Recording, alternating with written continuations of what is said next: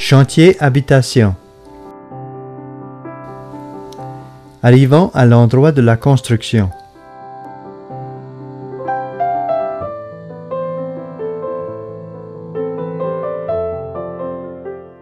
La construction consiste de 20 chambres séparées, une grande salle de réunion, une cuisine, un entrepôt, des toilettes et douches, en plus d'une habitation pour un gardien.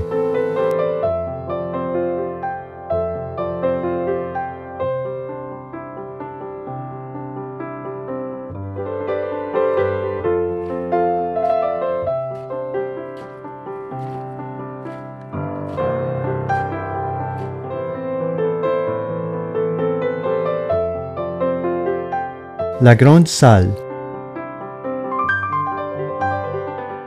Un réservoir souterrain pour recueillir l'eau de pluie. Après traitement, cette eau sera potable. Le puits profond de 27 mètres est accédé par un tuyau de 5 pouces de diamètre, dans lequel un autre tuyau plus petit est introduit et va jusqu'au fond. L'eau est ensuite pompée dans un réservoir monté sur une tour, à partir de laquelle elle sera distribuée à tout le complexe.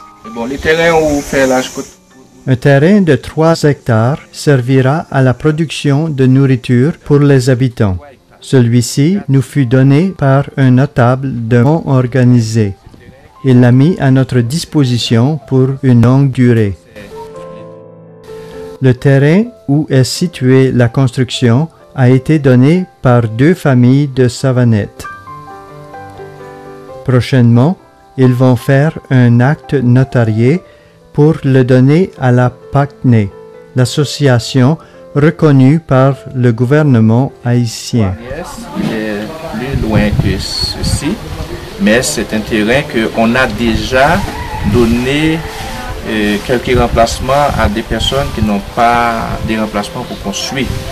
Alors, ça fait des jardins pour quelqu'un qui n'a pas de terre pour faire jardin, mais le terrain reste propriétaire de ce projet. L'idée du projet vient après une rencontre, pendant une rencontre que les prix volontaires font, en pensant qu'il y a des gens qui n'ont pas de la maison pour dormir. Et voilà, et c'était le 3 janvier 2010. Mais là, nous pensons d'écrire un projet. Et après avoir écrit ce projet-là, on envoie ça par Internet. Et je pense que les gens du Canada, les gens du mouvement, canalisent ce projet pour nous. Et après 2-3 semaines, nous avons trouvé une très bonne réponse sur ce projet. On a dit que le projet est positif.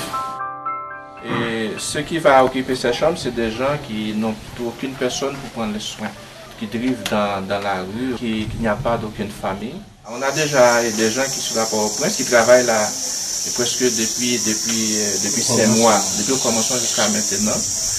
Et ils trouvent du travail ici, mais toujours on pense s'il y a des difficultés, on va loger ces gens.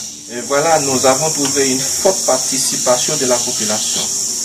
Et la population est vraiment contente pour cette réalisation. Et ils nous donnent des conseils, ils viennent de nous aider, ils donnent des services gratuits, surtout les groupes de paroles de vie, parce que c'est un beau projet pour la paroisse et pour la communauté.